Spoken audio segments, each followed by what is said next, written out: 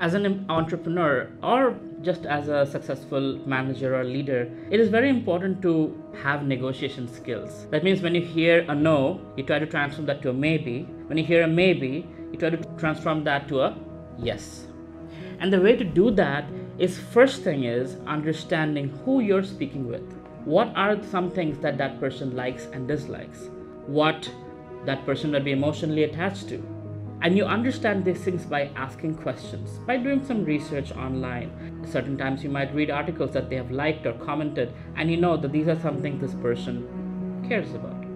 With that information, when you are speaking, you need to keep in mind two thoughts. One is what you want to accomplish, and two is what the other person wants to accomplish. And they might be conflicting, but the sign of intelligence is to hold those two conflicting ideas together and figure out how you can communicate to bring forth a common ground. When you're able to do that, that makes you an expert negotiator. Now, a lot of times what happens is our biggest stumbling block is our own mind. Our mind tells us, oh, don't say it. What will the other person think? Oh, don't ask for that favor. Oh, don't, and don't, and don't, and don't, right? So an FBI negotiator, and these are the best of the best, right? They are the people when, those bank robbers, hostages, hold hostages to a gun.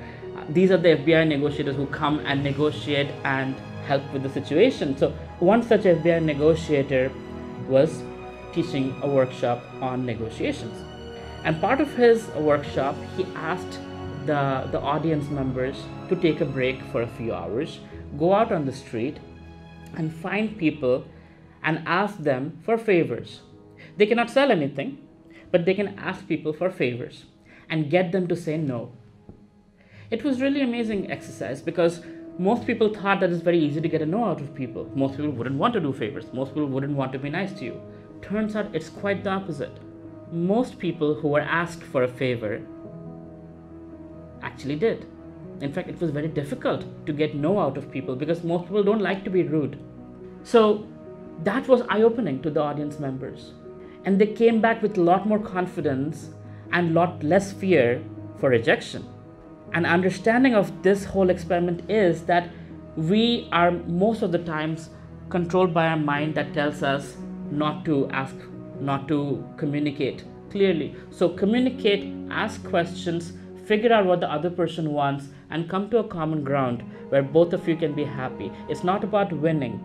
It's not about being right every time. It's about accomplishing a common goal.